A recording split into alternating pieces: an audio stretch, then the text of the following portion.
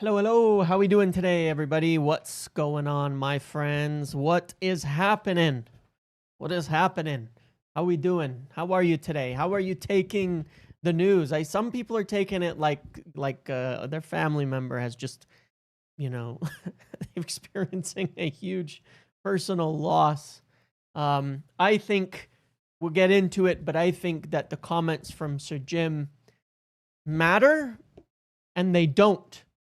But I think that they are exactly what was needed right now, regardless of where you're at, and I'll talk about that as well. I've got I've got a few things to talk about today. I did a video this morning, kind of summarizing everything that was going on, so I do recommend that you watch that video, covering everything from Ruben Amorim's position, covering the transfers, the midfield, Xerxes, Menu, all of that stuff that is going on there. And a lot of good summaries, and I'm not going to recover all of that stuff today, but there are some things we should talk about. For sure, there are some things that we should talk about. Where's my alert? Hello? What happened to my alert? Didn't show up. Maybe it was too early. I'm backing Amorim just to spite some people online, says Humphrey Egwanyu. Apologies for the last name mispronunciation, but hey, I'm with you there. Sometimes you just got to. Sometimes you just got to. But look, there's a couple of things here. Let's actually look at, let's see here. Let's actually look at some of the quotes first as well before getting extremely overreactive to the whole thing, shall we? I think it would be important to actually look at the quotes, what is being discussed and what's going on. Now, remember that prior to the Sunderland game, you had a whole bunch of reports that Ruben Amorim was on the verge of being sacked, that he was game to game, that it was this game, that game, all of that. If he lost, he was and then you had people saying not the case. And I'm very much certain of the information that I had, which, as you know, over the last few weeks has been in basically not the case. Basically that it was not the case. You know, that this wasn't the case, that this wasn't where we were, and that he was not on the verge of being sacked. Obviously, they were thinking about Amorim, considering it, and wanting to turn things around, and plan A was, of course, to see what they can do to try and sort things out. I will always state at the same time, there's some truth. There's some truth. There's always been some truth that they're looking at alternatives in terms of thinking about different things and thinking about different stuff just in case, but that they did not want to sack him. They weren't planning to sack him and all of that. There was no list. There was no whatever. Now, this is what Mr. Ratcliffe has said today. He says that he's pledged to give Amorim 3 years to prove himself as a great coach at United. Not exactly, by the way. He didn't really pledge to give that. But then he says, he's not at the best of seasons. Ruben needs to demonstrate he's a great coach over 3 years. That's where I would be. And then he was asked if the Glazers have told him to sack the head coach. Ratcliffe replied, it's not going to happen. And then he says, the press, sometimes I don't understand. They want overnight success. Ratcliffe said they think it's a light switch, you know? You flick a switch and it's all going to be roses tomorrow. You can't run a club like Manchester United on knee-jerk reactions to some journalist who goes off on one every week. Well, that is absolutely the case. You know what? I am going to put my glasses on while I'm doing all of this reading, and then I'll take them back off. They give me a headache if I sit in front of the screen with glasses. That's why I take them off. But we'll do this since I'm doing a lot of reading to start this video. We'll go with the glasses to kick things off. Ratcliffe believes results in improving in the long term are dependent on the club being strongly run business. Then he talks about the finances and financials and all that, and I completely agree. Anyway, regardless, I think that the point here is this, right? is that what has Sir Jim actually said?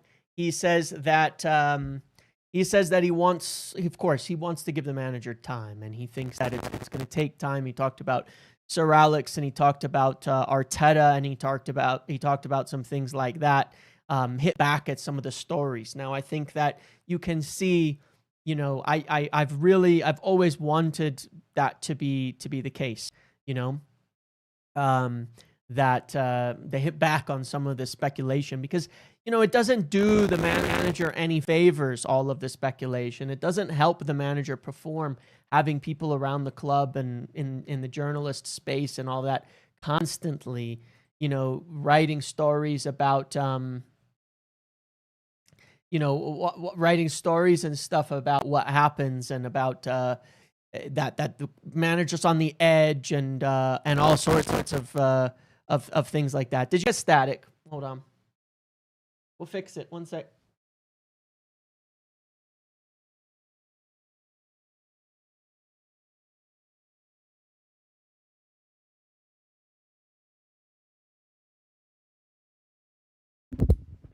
Okay, we'll fix that. I don't want that to keep going.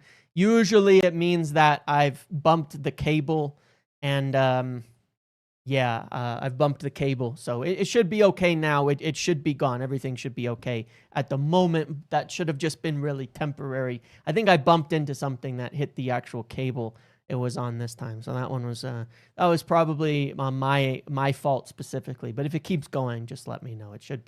Everything should be fine after the re-plugged in, after it's all plugged in again here. Now we should be okay. But yeah, I mean, again, really, it's the whole thing is creating what Sir Jim has done here. Really, all he's really done is work to create a settled environment for the manager, a settled atmosphere where he can work in kind of clean air. Essentially, is your shirt inside out? No, you can see that the tag is right there. It's just the style. It's just a ruffled kind of style. So that's what I saw. Somebody asked me that on the video this morning in a comment. Maybe it was you as well, but I saw that comment earlier, so I figured I would at least address the rumors that I don't know how to put my shirt on correctly. I thought I would address the rumors, address the shirt gate. Next time my dogs come in here, should I reach forward and then roll over one of their toes and then get accused of shocking my dogs? Just seeing if I can participate in some of these streamer drama things that are going on at the moment. But anyway, yeah, it's settled and it's calm, and the atmosphere is calm. Now, is Ruben Amorim under some pressure? Probably. Yes, of course. He needs to win games. Things will be reevaluated at the next international break. Once again, just to see in terms of results. But it all comes down to, what do we actually think is the goal for this season? What is the goal? What are we trying to accomplish this year? Where are we trying to get this year? Like, what is actually the target for Ruben Amorim and this club? And that's what he's going to be judged on. That's what he's going to be looked at on, and that's how it should be. But we need this. There's always going to be pressure. The pressure there is normal. But the idea that he was on the cusp of being sacked is incorrect and ultimately wrong. I don't think it's going to be he's got 3 years in the slightest. I think that, firstly, his contract is up at the end of next season. Okay? The goal this season was Europa League. Barring and something weird, that is still going to be the goal this season, is to get Europa League. That's what they want him to accomplish this year. That's what they want him to get done this year. I need to take these back off. They're giving me a headache. So if he gets Europa League, then they'll likely give him an extension to his contract, to be honest. But if not, I would suspect we would make a change at the end of the year. in that case. But this is it's a united front. It's a direction that we want to go. Have the other teams been that spectacular that Amorim should be under this much pressure in comparison? How many defeats have others had? Stay calm. Everyone likes drama. Well, this is the thing, right? This is the truth. Okay. This is the reality of life. Okay. First of all, I want to address a couple of claims. Number one is, there was, one of the things that I think it goes under the radar that people are not getting here, right, is that when we're judging Ruben Amorim, when a lot of people are judging Ruben Amorim, they're looking at it and saying, where should United be? Correct. People are saying, where should United be? We're a big club, huge club. We need to be in that place. That's where United should be. And so if you're not meeting that level, then you're failing as manager. Would you agree that that is what most people are looking at? Most people, not all, are looking at and judging. Maybe not even most people. Most people right now who want the manager to go, I would say, are looking at United and saying, this is where United should be as a club. This is where we are. Manager isn't producing. Manager isn't getting results. I think that's probably how most people are looking at it. The truth of the matter is that view is irrelevant, unfortunately. And it's something that I think is really hard for people to accept. Where United as a club should be means nothing.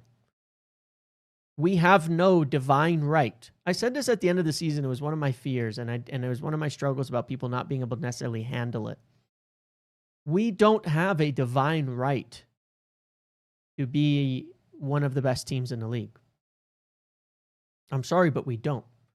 There is no written rule in the guidebook to the Premier League laid down by the gods of this universe that say Manchester United must be in the top four. Look, I get the copy talk, but honestly he's behind unstoppable Bruno. Even when he drops stinkers or misses pens, he can't be held accountabilities. I hear you on that, Hamza, and I do want to come back to that a little bit later, okay? I do want to come back to that, so I don't mean to ignore it, but I'm going to get lost in my train of thought if I address that right at this moment. But I do hear that, and I do see your comment, okay? I'd say if he's like 1 to 3 points below the Europa and gets Conference League, then he would probably still stay, as we would be in the position Chelsea was in at the start of last season. He might at that point, if we're really close to Europa, possibly. But the fact of the matter is, no, it's not a loser mentality. It has nothing to do with mentality, because there are realities and there are where you want to be. And what you want and reality are not the same thing. There's what you think in here, and there's what exists out here. And those two things are not the same, I'm sorry to say. It is not just a winning mentality, Andrew Tate University. Thank you for putting this into every young man's head in the world. It is not just a winning mentality alone. I'm a winner, and being unable to accept the position you're actually in is a loser mentality. Being able to actually look at what's in front of your eyes is a winning mentality. People who win are able to accept what is actually going on, look at what is actually going on, and deal with it. Okay? That is a winning mentality. That is a grown-up view on things. That is the reality of looking at where we are at and saying, United don't have a divine right to be that good. It's just, that's the truth of it. The fact of the matter is,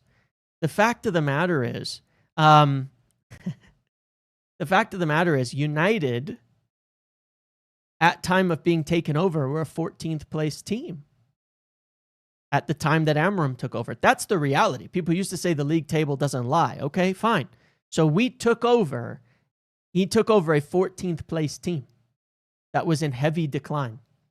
A 14th place team. That's where we are. That's the reality of where we've taken.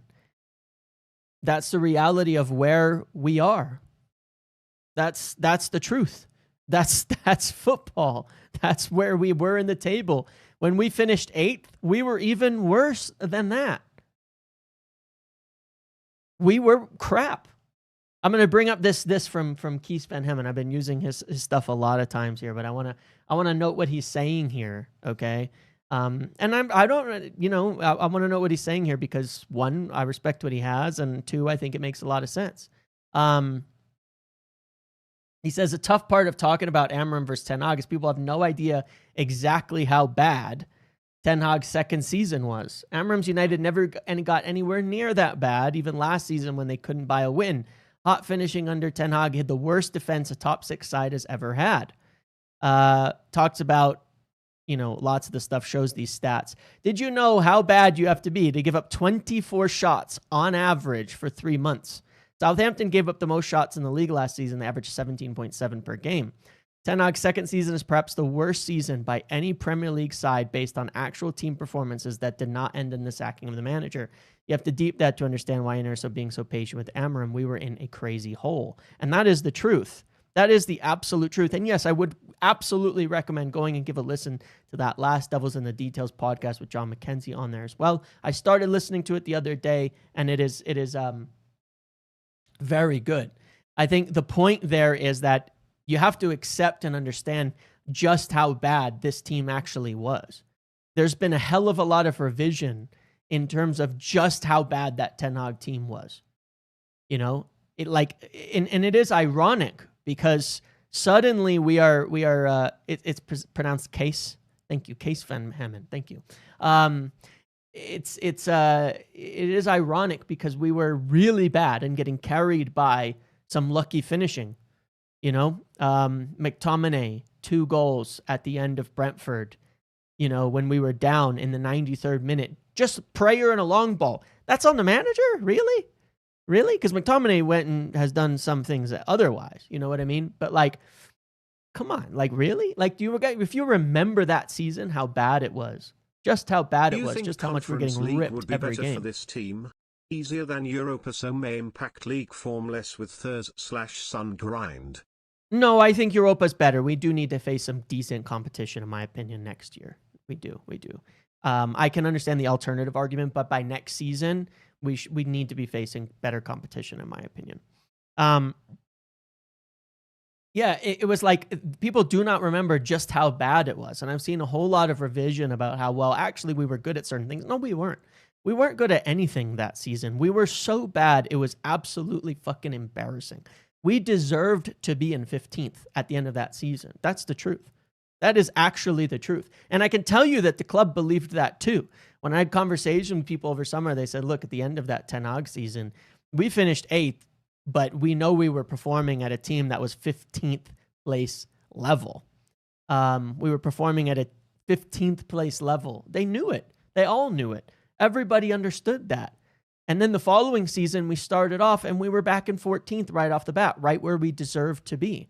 The reality is that does United have a 15th base? Is United have the 15th most talented team? No. They have a much more talented team than that. But things are sometimes less than the sum of their parts and sometimes greater than the sum of their parts, depending on how they're constructed. You can put together a car with all the best parts from 18 different automakers, and it's going to be shit because they don't fit together right, and the pieces don't fit together right, and that car won't run. Okay, so everybody knows we have somewhat better players than 15th, but we were bad, and that is where we've taken over. We were so bad at that point in time. And everything we were doing was wrong. We conceded tons of chances. We didn't create chances. Shout out to Shea Lacey being called to train with England's senior team. I saw that as well, yes. So happy with his development. Yes, that's great to see for Shea Lacey. He's definitely going to be coming into the team a little bit more. We were so bad. We were absolutely horrific. It was the worst we had ever been. Genuinely, the worst I'd ever seen United. In fact, we conceded, I think it was that season, the second most shots of like any team in The second most shots of like any team that wasn't Derby, like the Derby, excuse me, the worst relegated side like ever, right? We were defending deep. We were dropping we were dropping Rafael Varane for Johnny Evans and playing Amrabat at left back by choice, by fucking choice. Okay. So we did a lot. Starting from a really, really, really low point. Does that mean we're good now? No, but it's just about where you judge the reality of where we were in the past. And I think that's going to tell you how you feel about things now. I don't believe United have a divine right to be good. I said at the end of last season, ahead of the Europa League, I made a video and I said, look, this Europa League game is a bit of an opportunity, but if we lose, then we're in real trouble. And it's going to be time. It's going to be a grind back up the table. You can go watch it back then. I knew the realities of where we were. And sometimes I get caught up and think it's going to be a lot easier. And we did more business than I thought we would do this summer. But I remember I made that video. I was terrified. I was so negative. I had the entire chat, the entire list of comments, like 80% of them calling me too negative because I was saying, guys, Manchester United as like a institution might be finished. We might be finished. Like this legendary, United thing might be finished. We might be done. People don't come into games being scared of us anymore. People don't, go there worrying about United anymore. People don't come in and try and counter us. They just run us over. And I said we might have to climb the table the way that everybody else has. The way that a mid-table club might, because that's where we are right now. And that's, the reality of it. And so now we're having to bring it back from an extremely low level. And based on that, we are progressing. If you accept where we were, then we are progressing. If you accept how bad we actually were by the end of that point, we were progressing. We are progressing today compared to that. Is it as fast as people want? Nope. Is it as good as people want? Nope. But it is incremental progress that feels at least sustainable towards up from where we are. Are we where we need to be? No. And how high we finish this season will, of course, be the sort of the end measure of whether or not that progress was enough. Whether or not that progress was enough or not. Whether or not we're on the right, it was enough. But it is progress. I'm sorry, but it's a fact. If you can really confront and observe where we were at before this point, we are getting better. We've gone from a relegation candidate, which was that bad in everything, in our points, our results, our stats, our underlines, everything, to where, it's early in the season, but we're doing better. It's our best start in 3 years. Fact, it is our best start in 3 years. We've been in relegation form we're not in relegation form. We have 10 points in 7 games. Believe it or not, that's not relegation form. Over the course of the season, 10 points in 7 games gets you 54. Please point me to whichever team got relegated with 54 points. Please point me to whatever team has got relegated with 54 points. This season, we are up from last.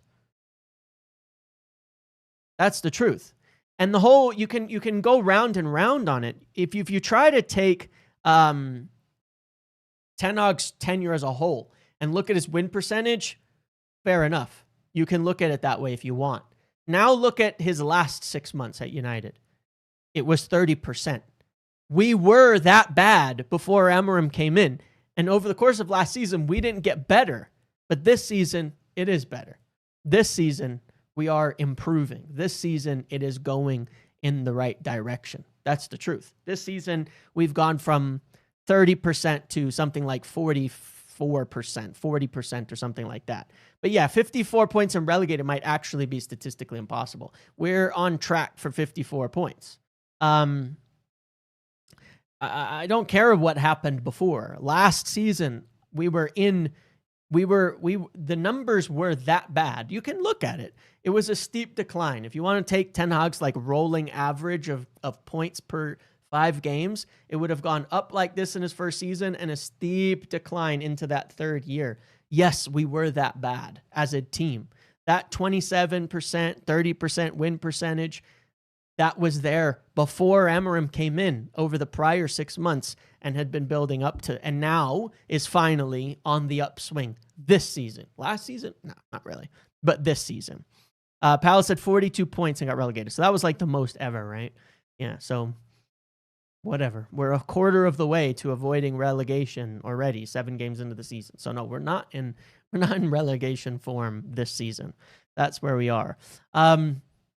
So there is progress one way or another. Factually, there is progress over where we were.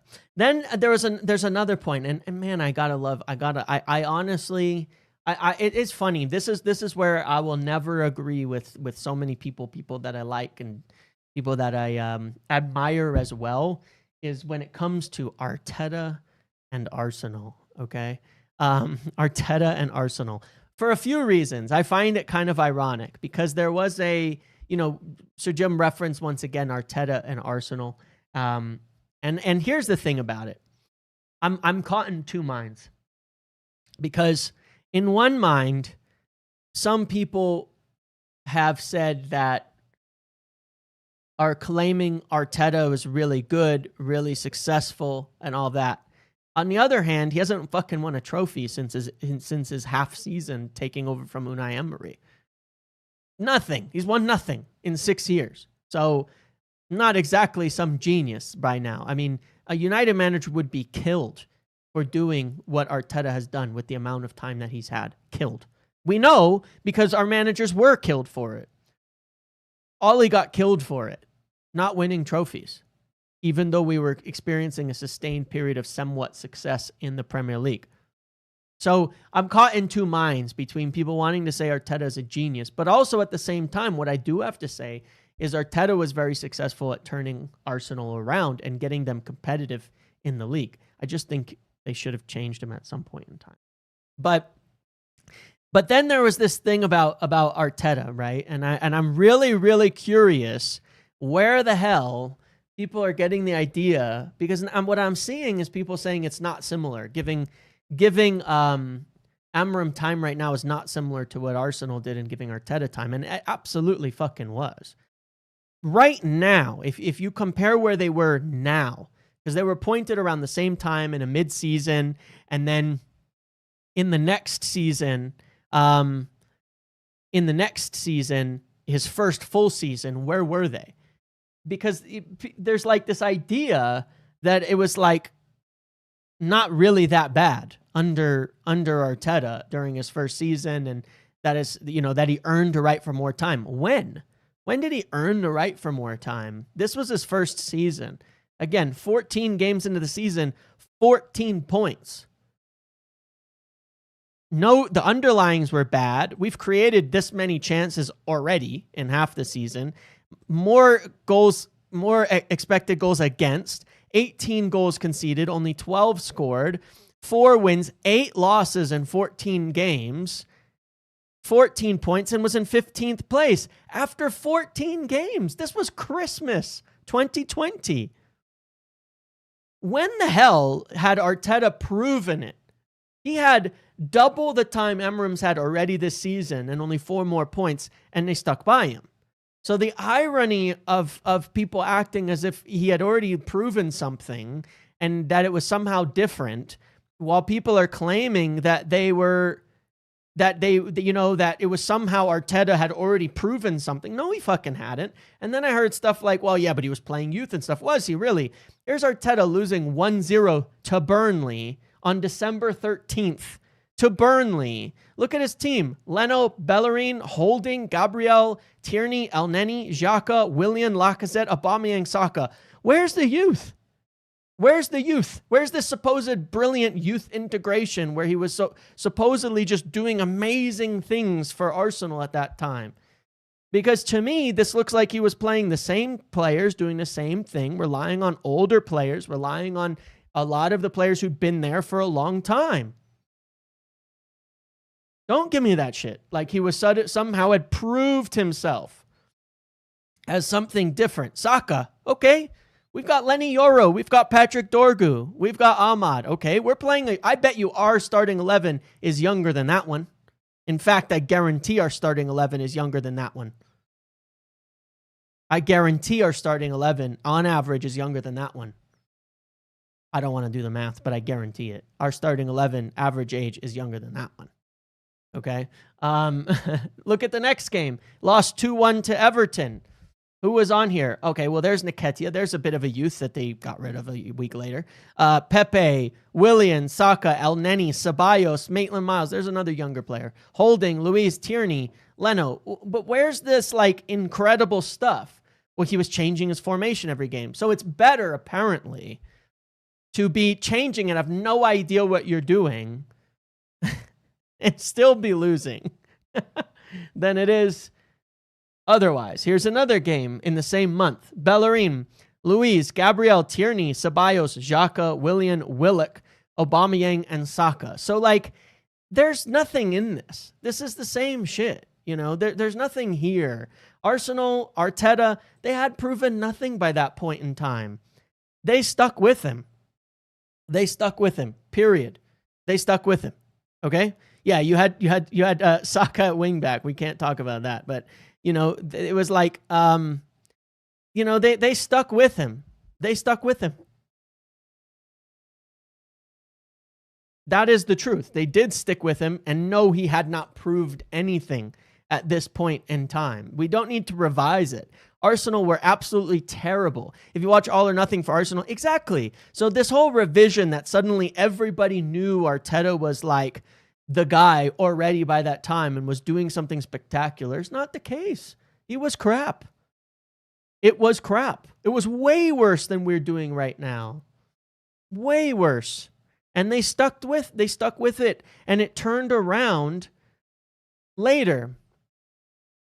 It turned around later in the season. The second half of that season, it turned around. Am I saying that's what's going to happen now? No, we don't know that. We don't know. It's a different team, different manager, different everything. That's not what I'm arguing. What I am saying, though, is this idea that that's not what Arsenal did. They didn't stick with the manager when it was bad in the beginning is totally false. It was horrible in the beginning. It was worse than we're doing this season by far. By far. It was worse than what we're doing this season. And they stuck with it.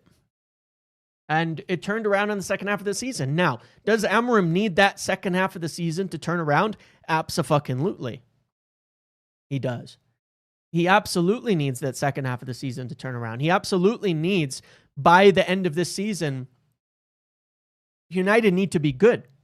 United need to be very, very good. You know, there's no doubt about that. United need to be very good. Hold on.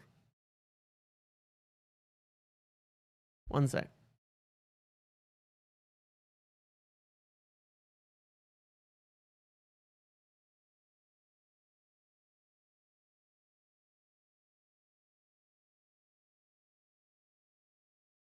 Sorry. Yeah, I can.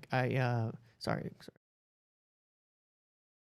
Anyway, United need to be very good the second half of the season, but their start was significantly worse than we are now. There's just no denying that. It's crazy to think of it otherwise. So anyway, look, here's where we are. Obviously, Ruben Amorim is staying. He's going to be here. He's not. His position is fairly secure. And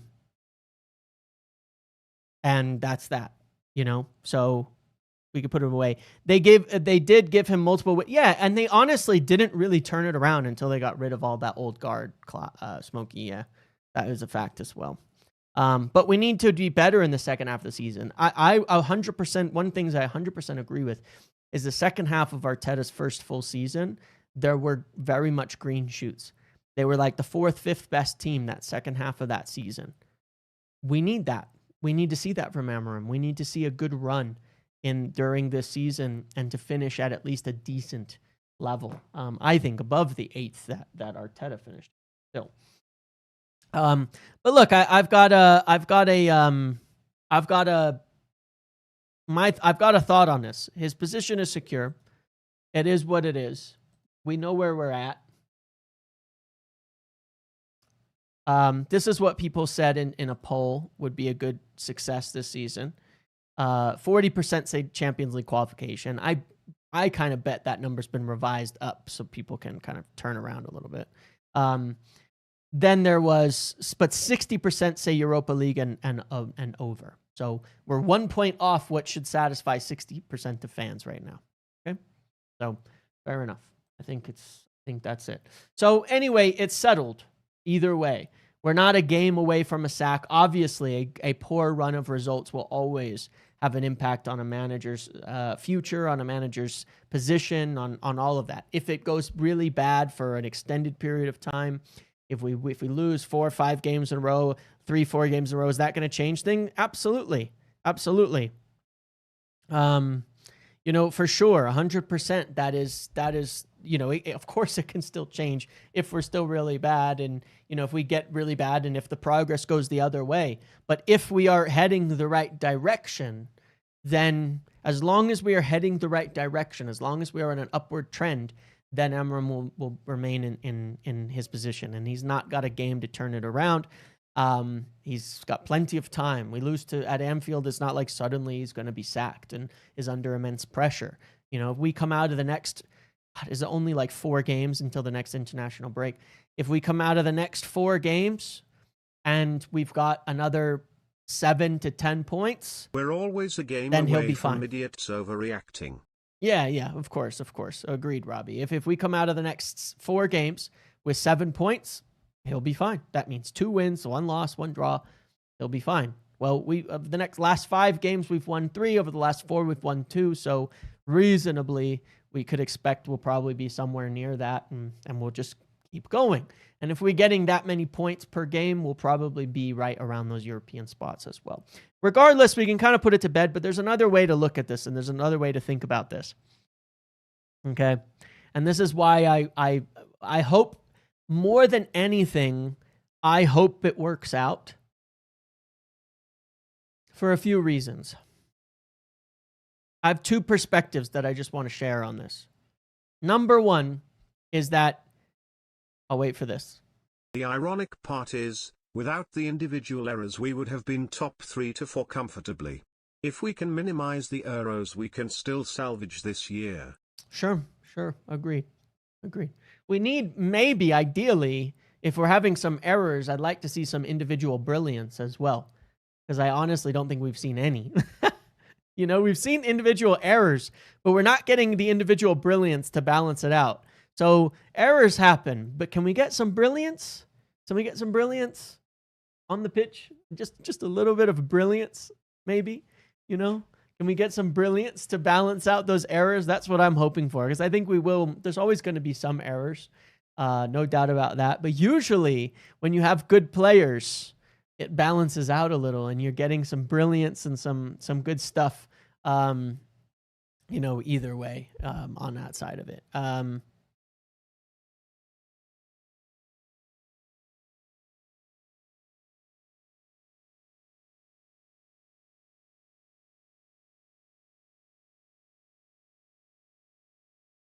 But yeah, anyway, that's all. I've got 2 things.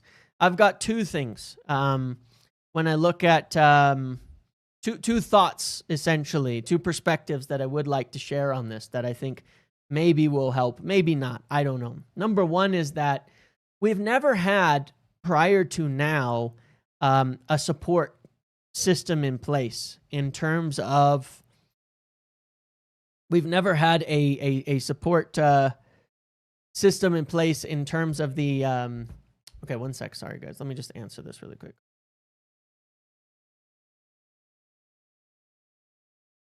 We've never had a support system in place in terms of an actual football structure that backs up the manager, but also saves the manager quite a bit. I mean, you have to realize that at every club where there's the manager, right? There are clubs that will be successful manager to manager to manager. They've got good recruitment. They've got aligned data. They've got good analytics. They've got all this stuff. And it all funnels down to a manager because they are offering the manager support. And while the manager is always going to bring in their own ideas, their own concepts, the manager's the guy who's going to have to be the in between all the ideas and the players. It all comes through the manager, right? They're the conduit for what should be, to a degree, a team left decision.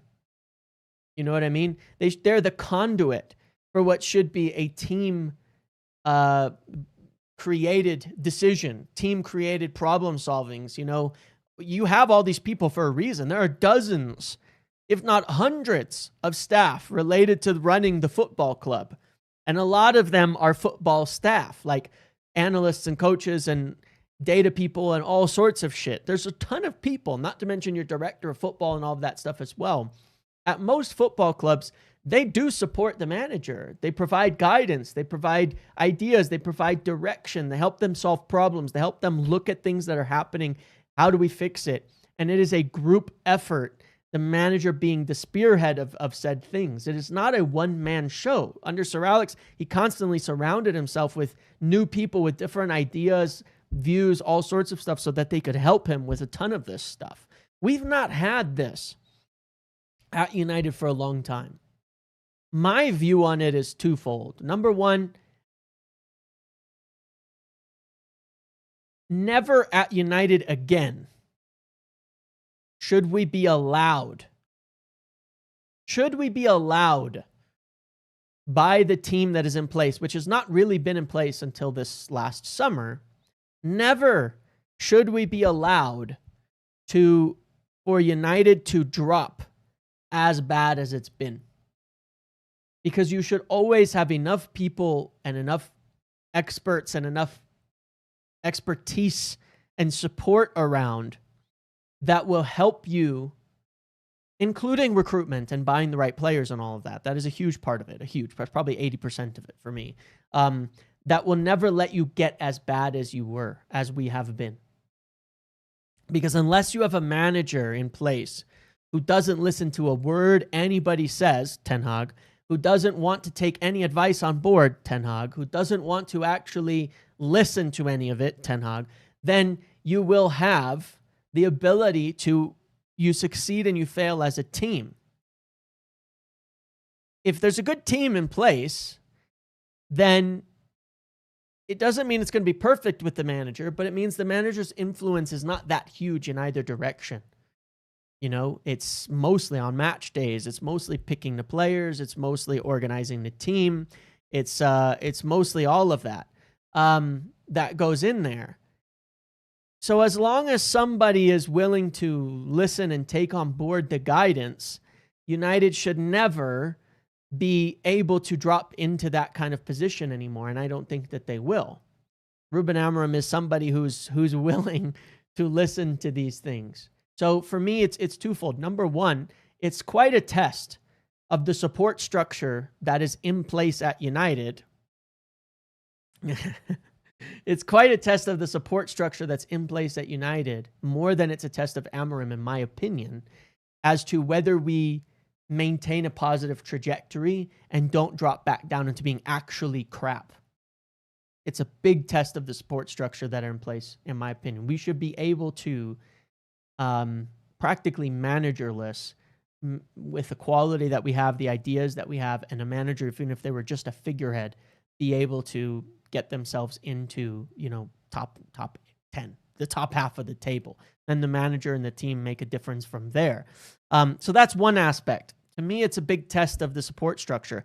If the support structures and the people that are in place can't keep this team alongside Amorim in at least striking distance, then they have failed. And then we've got a bigger problem on our hands, because then they're not good enough. And that leads me essentially into my second point here, which is, look, for years, there has been no football structure at United. And I think this, of course, obviously as fans, we're always going to give our opinions and debate and things like that. For years, there's been no football structure at United. With the people that are in place now, do I think that they know better than me? Yes.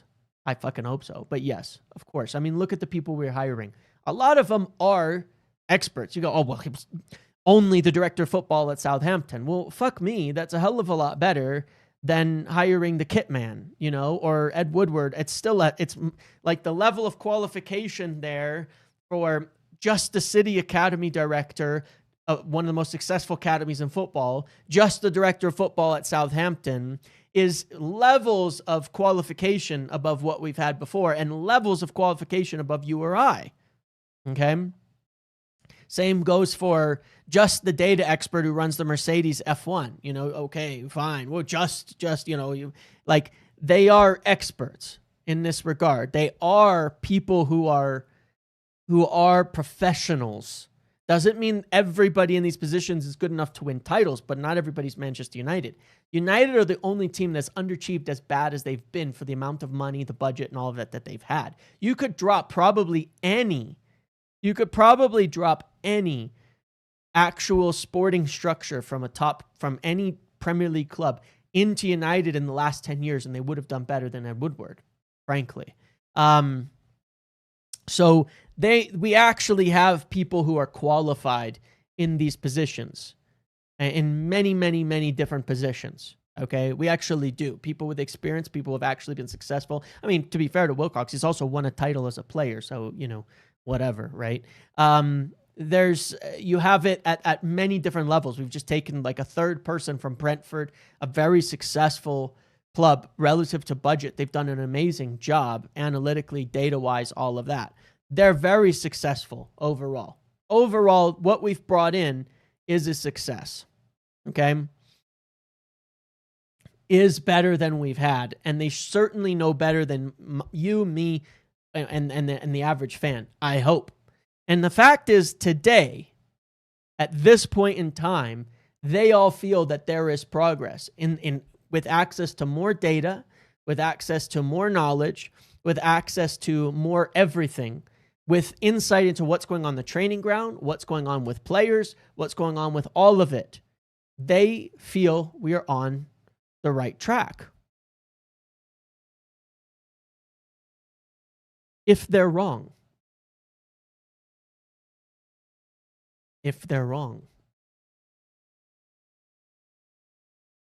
We're screwed anyway. You better hope they're right. Because and that doesn't mean to be right, we have to win titles with Amorim. To be right, it has to go better. We have to improve. Amorim doesn't have to be the exact guy. To go right, for them to be right, we have to continue to see incremental progress over the course of the season, resulting in us finishing around those European places or lower. Okay? That's the truth. That's where we're at. Because if they're wrong, we're really screwed. So we might as well just sit back, relax a bit, share our opinions, and let it all play out. Because what the hell else can we do? You know what I mean? What else can we do? You know what I'm saying? What else is there?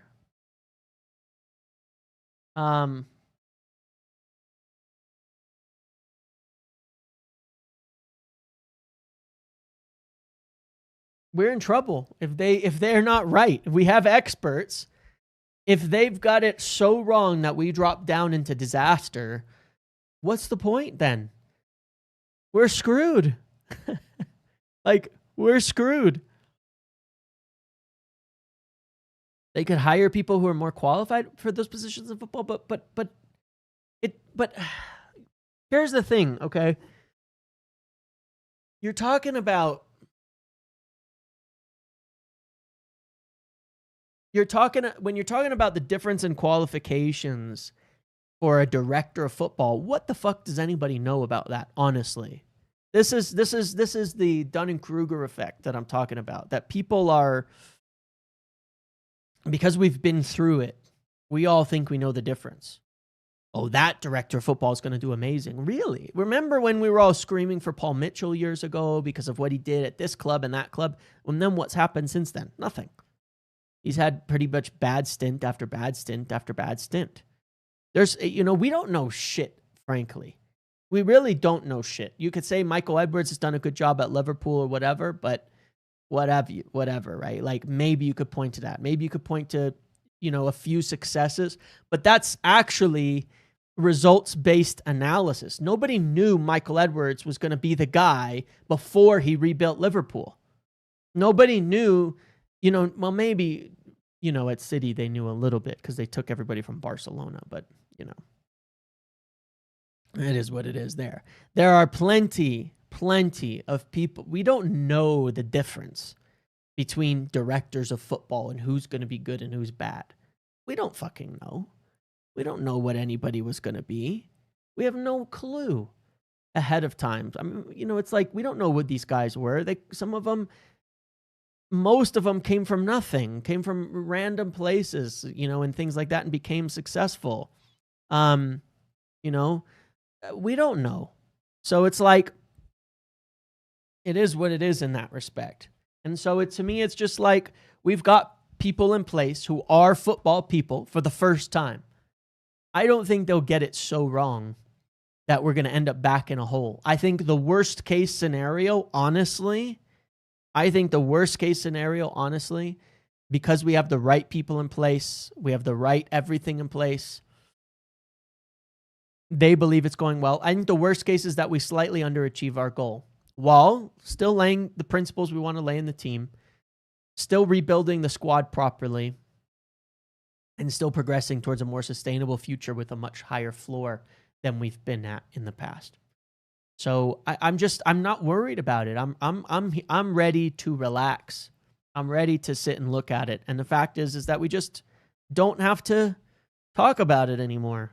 Frankly, that's where we really are in truth. We don't have to talk about it anymore. We'll just see where we end up. We can go back to it. We don't have to talk about it after every game. And I've told people quite a few times that for your own sanity, just relax. Because it's not going to happen. Nothing's changing anytime soon. You don't want to be in those position. You don't want to be in that position of, you don't want to be in the position of hating when you're watching United. I was there under Ten Hag. I regret it. Honestly, I regret it. I did not have any fun every week. I'll be honest with you. I enjoy the way we play football right now. Probably more than I've enjoyed watching us in 5 years. I don't know what to say. It's frenetic. It's chaotic. And at times, it's a bit out of control, but it's also fun, in my opinion. We attack fast. We create a lot of chances. I don't think people remember just how bad the football was. That's always going to be an opinion. Always going to be an opinion. Lockdown football was kind of, and that was I guess that was about 5 years ago right now. 5 years ago. So it's been a long time. Someone was trying to hack the stream? What do you mean? What did you see?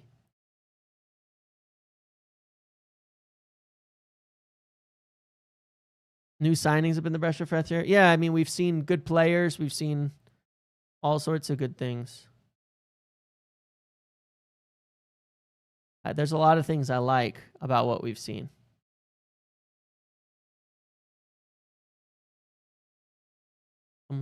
Some people are saying they saw something weird go on the stream, but I've got it viewed on the side, and I don't see anything there.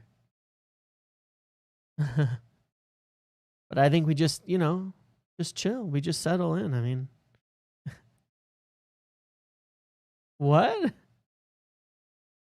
Oh, Minna sent people over. Oh, thank you. Appreciate that. I hope you've been well. It was a raid. Yeah, okay. People are like, Minna, people are like, people are trying to hack the stream. Like, and I'm like, what are you talking about? But good to see you, Minna. I hope you've been well. Good to see you. I hope you've been well. I hope you had a good watch of the women's team over there. Obviously, they are probably a little bit more fun to watch than the men's team at the moment. Maybe is the discourse more positive? They just won 1-0 in the Champions League, didn't they? So, congratulations to the women's team, and I hope you've had a good watch along and a good stream or whatever you were doing over there during that. And either way, I hope you enjoyed it, whatever it was. But thank you for redirecting people over here. I appreciate that. I appreciate that. 3 points. Life is good. Exactly. There you go. What else can you ask for? What else can you ask for? How are you taking the news, Minna? How do you take Sir Jim's comments? No comment? Are you going to no comment us on that one? Are you gonna or are you just gonna, are you okay? I think Minna brings different perspective to myself, but one of the most balanced perspectives, to be quite honest. So I respect Minna a lot from what our interactions on the red carpet and otherwise, because not everybody who joins on the panels that we've been on are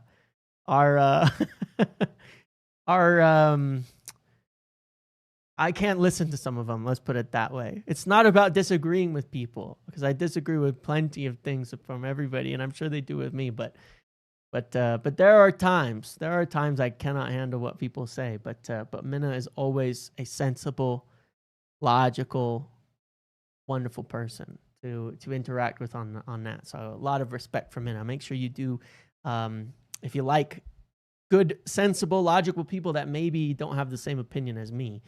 Definitely someone to keep an eye, to watch, and to follow. No comment. There you go. Yeah, I thought so.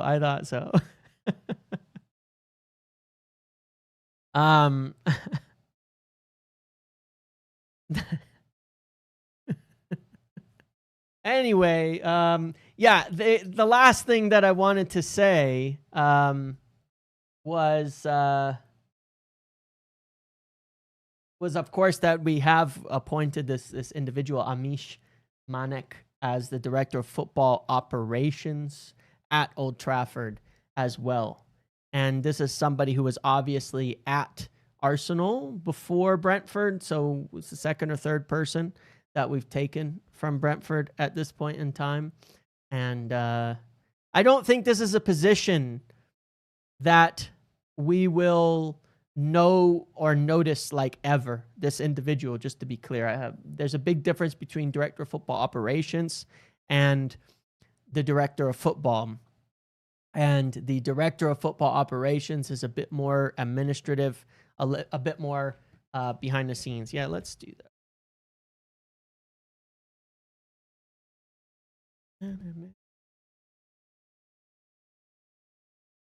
Here.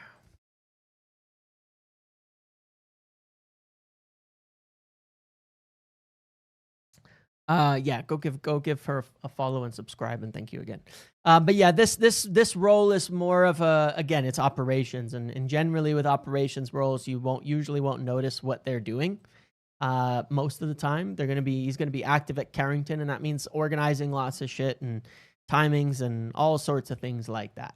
So we probably won't notice much. It's one of those roles that just has to be filled because essentially it had somebody departing from that position in the past.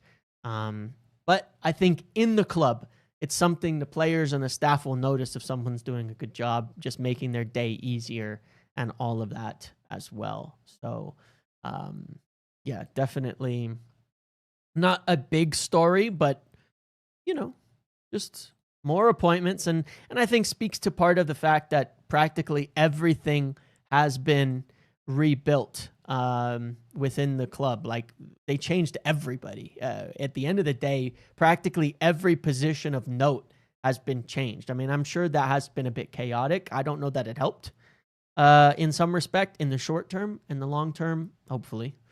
In the long term, hopefully. But yeah, that is that. So that's where we're at, my friends. I'm gonna wrap it up in just a couple of minutes here because I have a few things to do, but not quite done yet. I wanted to respond. Somebody previously, right at the start, made a donation talking about Kobbie Mainoo, and the problem being that Kobbie Mainoo being behind Bruno and he can't be subbed and all that. Look, I 100% agree with you. I 100% agree. You know that, again, for me, my biggest criticism, the biggest problem that I've had with Ruben Amorim at this point in time is I think that he's made some silly decisions when it comes to personnel. I think that there's times when he should be giving more chances to some other players. I think he sticks with some players that are not performing for too long.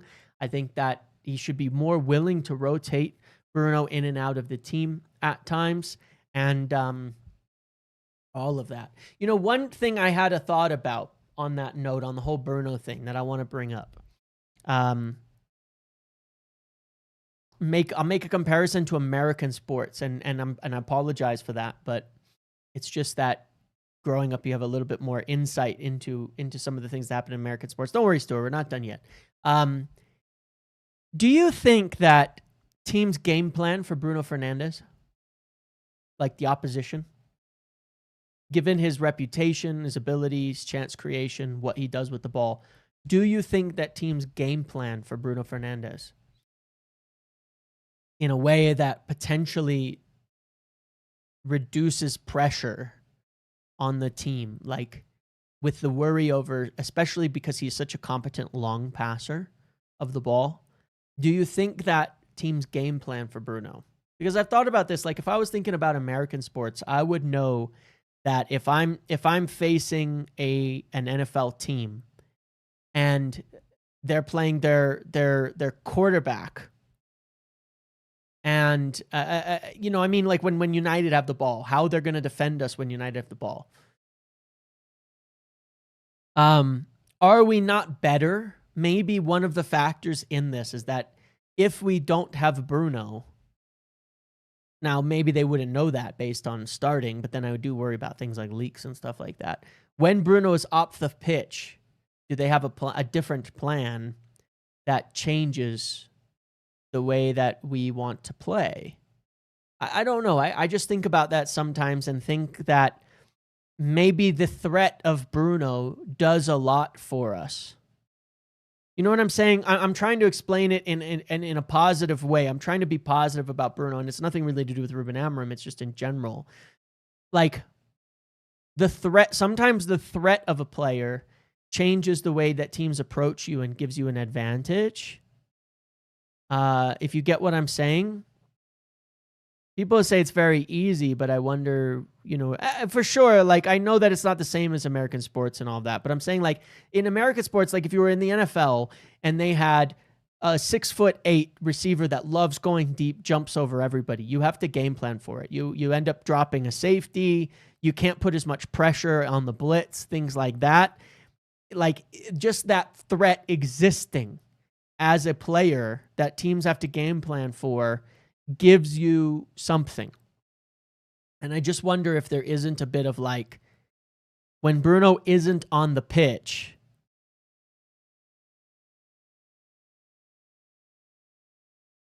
do teams like, I don't know. I'm just curious about it. It's something I've thought about. I've gone back and forth on a few occasions, and I genuinely do wonder then if Bruno gets subbed off, will teams just suddenly like stop planning? You know, will they defend differently that it's disadvantageous to us and starts putting us under more pressure and things like that? I don't know. Like teams used to game plan for United, like you say there, with respect, and it actually made them easier to play against. One of the problems that we have is teams don't respect us anymore. And it's actually harder to for us to play games against teams now because they don't respect us.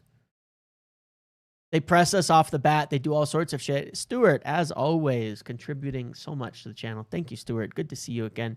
Happy to have you here. Thank you for gifting memberships. And look, you got one to Minna right there, right off the bat. So there you go. There you go, Minna. You get to be a part of the members team here. Welcome and enjoy. But thank you to Stuart, as always, for giving the memberships and contributing to the community. Appreciate that very much. But I think about that, this thing of like teams were beaten in the tunnel. Well, now they don't respect us. They go after us 24/7.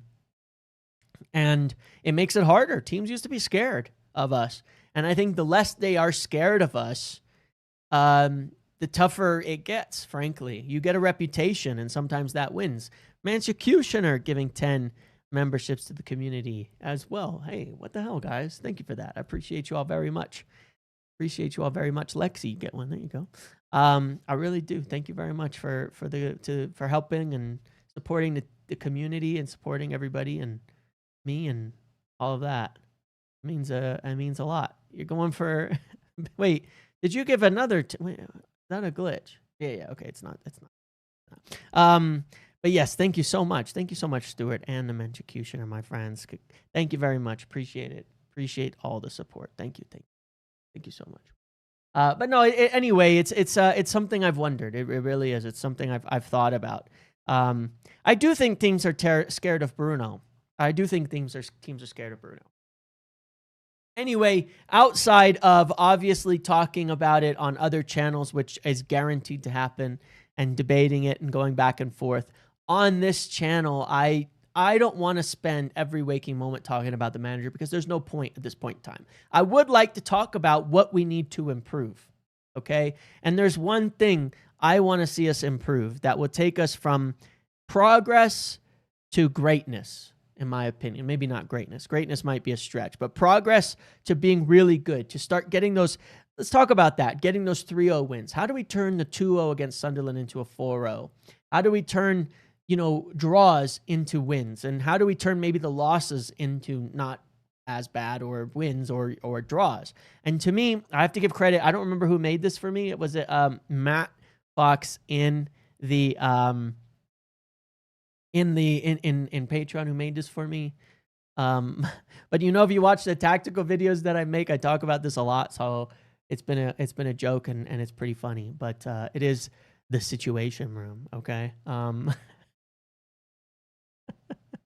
If you're any bit familiar with with American television, then you'll get this. But the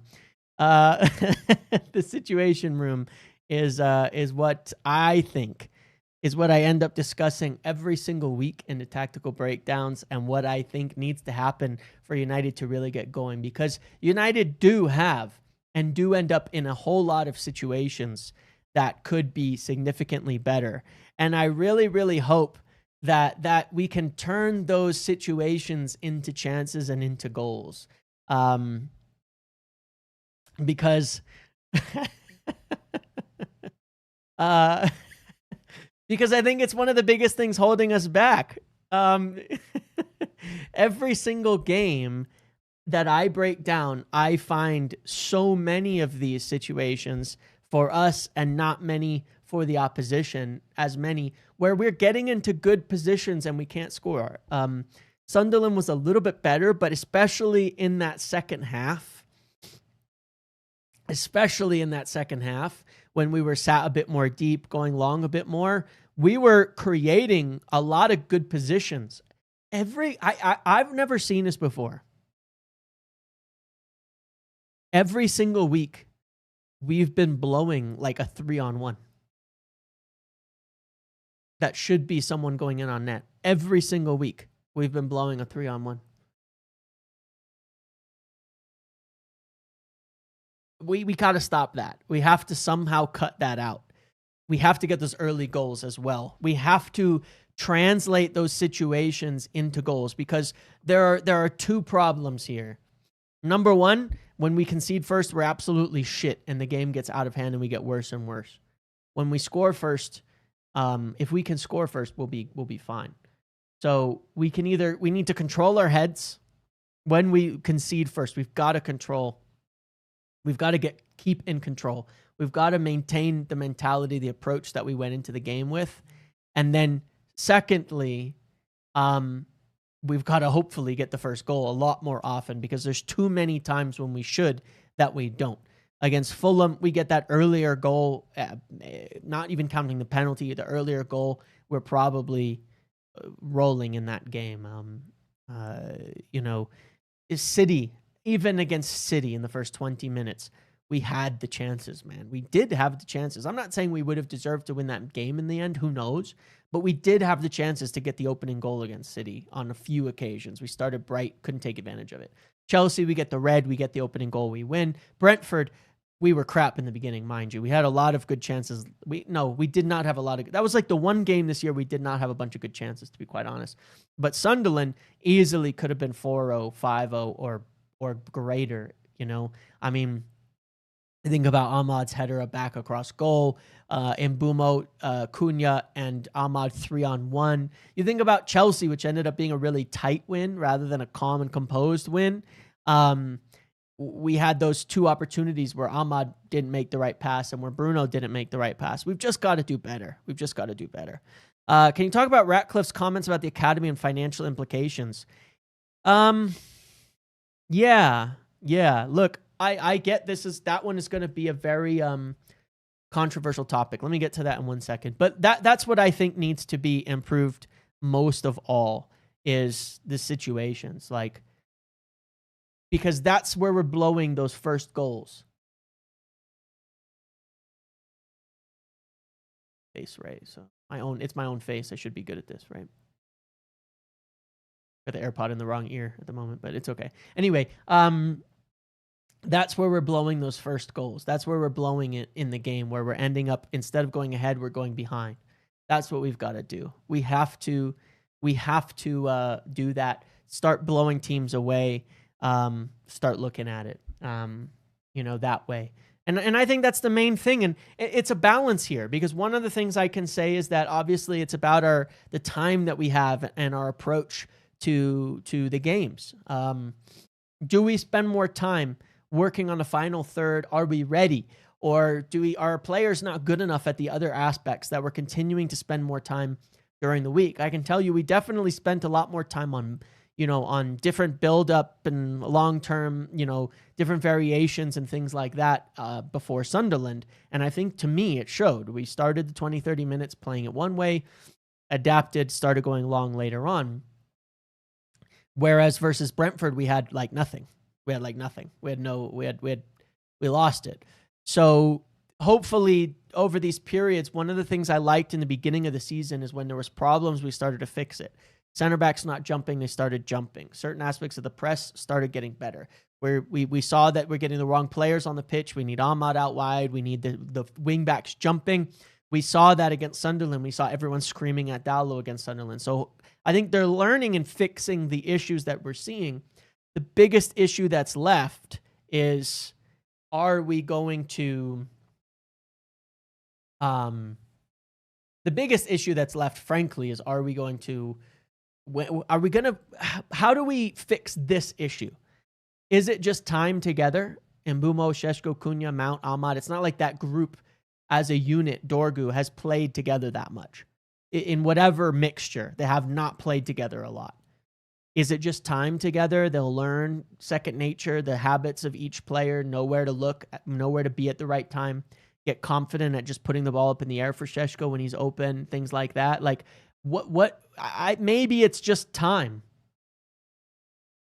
Exactly that, DB Cooper. That's one of the underrated benefits of that going long. Opponents will know we can go Šeško to beat the press very easily with a competent keeper, and it probably is going to make them back off the press a little bit. They'd be silly not to, because if Lamans can just knock it into Šeško and then we can send it out wide or get it in behind quickly, route one football it is. Easy does it. Nothing wrong with that.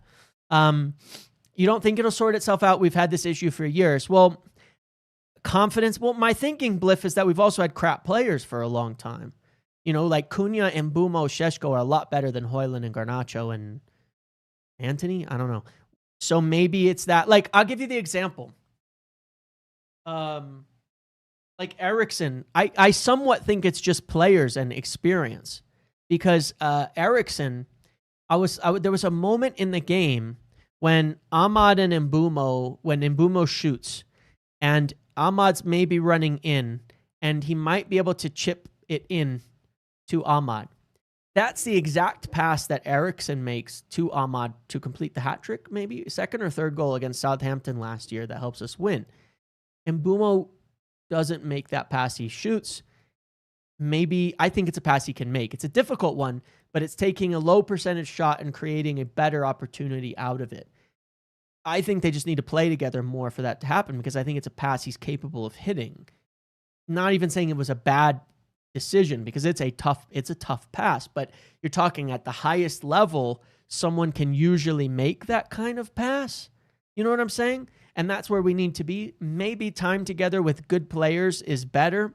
Maybe we need more time on the training ground. Yeah, third goal might have been that, Robbie. It was one of the goals that Eriksen like chips it into, just a little dink over into Ahmad. It was one of those. So I think this is just where we can turn good into great. That's all. This is where we can turn good into great.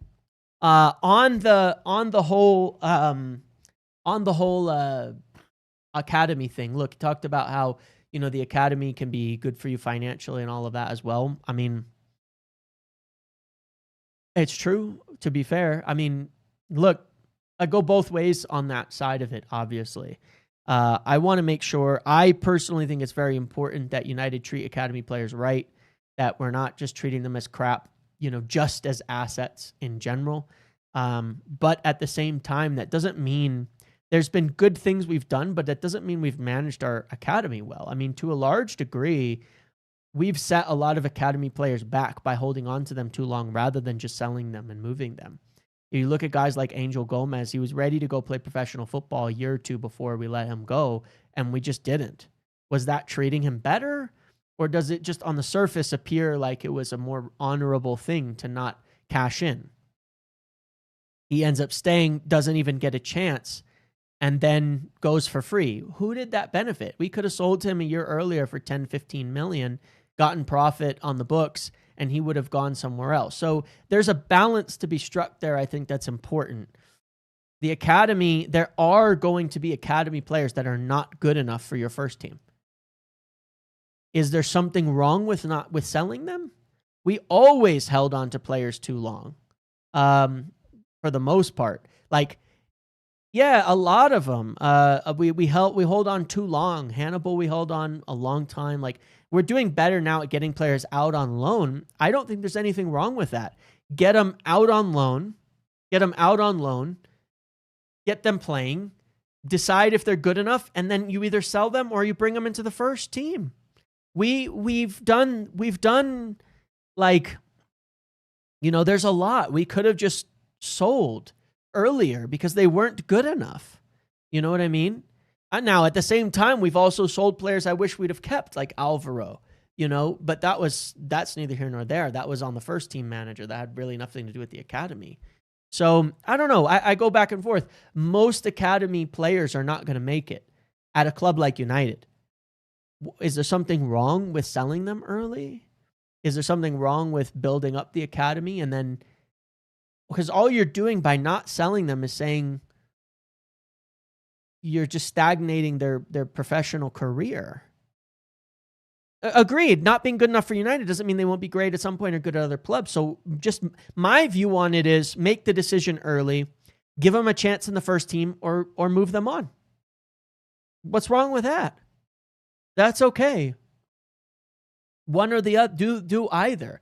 I don't think you necessarily have to look at the academy as like purely a profit machine, because its first priority should ideally be to produce good young talent for United. I think that should be priority number one. Produce good young talent for United. But priority number two is, if you don't think that they're good enough for United, sell them. It's okay.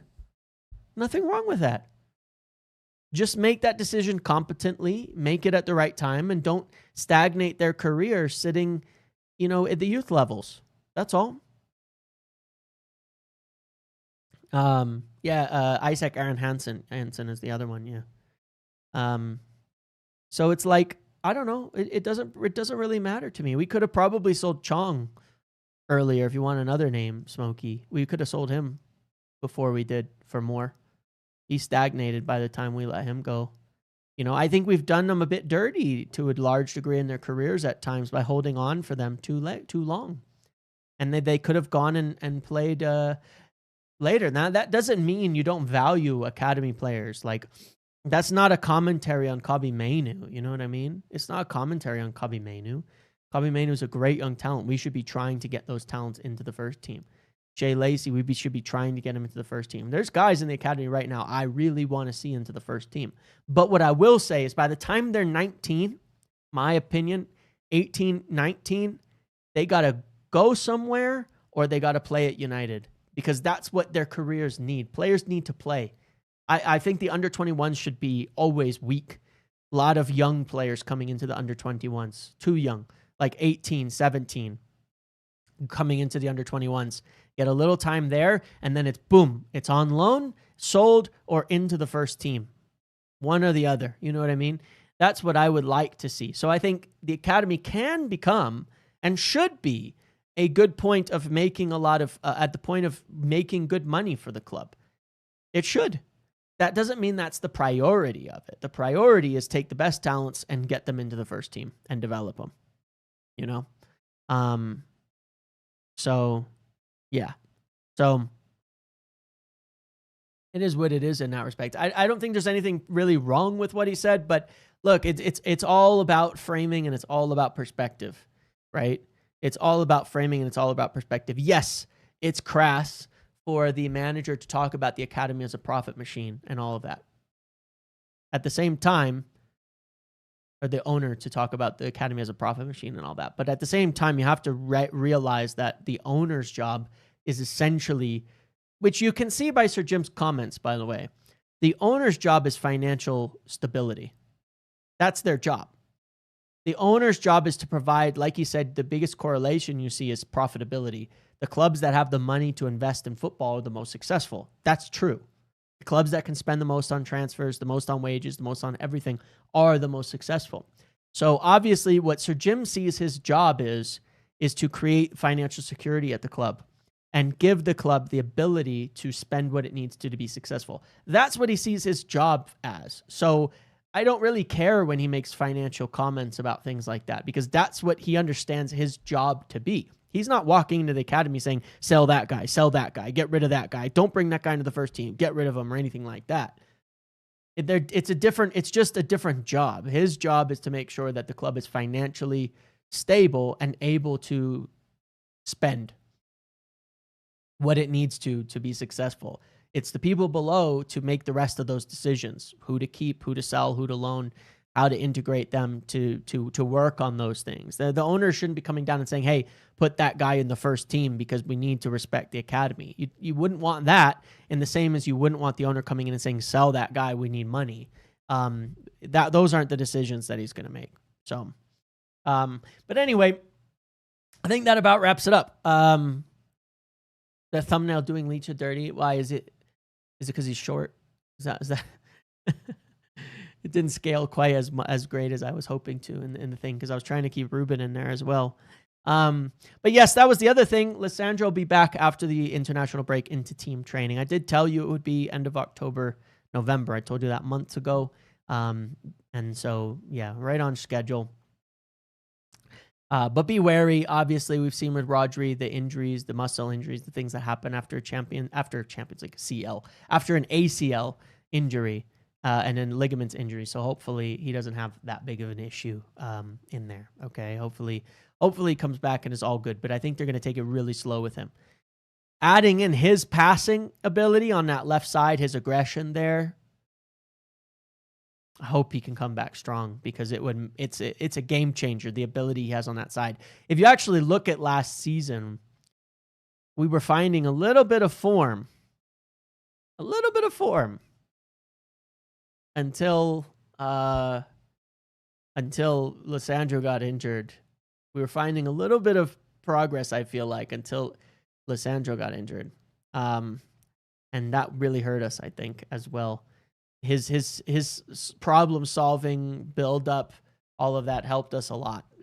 So he has some weaknesses, but I think, we're not getting attacked on the run so much. But anyway, let's end it there, everybody. Lissandro, De Ligt, Yoro, that would be nice. I'd be okay with that. I think it would help Dorgu as well. Yes, getting the ball out to him quicker, better passing over on that side, all of that. But Lissandro, De Ligt, Yoro, that would be pretty good. Okay, that's it. I'm going to end it there. Thank you for hanging out with me today. Thanks for the positive discussion and dialogue. I'll be back with something tomorrow. We'll figure that out. Okay, make sure to check out the earlier video if you want as well, in terms of just getting a good summary of everything going on transfer-wise and all that. I didn't want to recover everything here. Thank you for watching. Enjoy your evening. Thank you for all the gifted subs. Thank you for all the donations. Thank you for all the support. Thank you for the raid to Minnow Football. Make sure to go give her a follow and subscribe as well. Thank you all. Make sure to like, comment, subscribe, and if you feel like supporting the channel in different ways and getting something for it, you can always head on over to the shop and get some new merchandise. I have a few new things, designs and things that I've put up there. I've got a few more samples for myself on the way so I can show what these look like in person as it gets cold. Obviously, all these sweater designs will come a little bit more in vogue. Okay, see you later, everybody. Enjoy your evening. Goodbye.